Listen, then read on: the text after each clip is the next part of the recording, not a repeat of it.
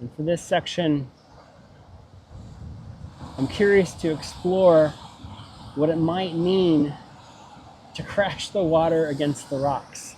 Is there something in your life that might represent the rocks? Is there something in your life that maybe you wish you could crash on in a metaphor?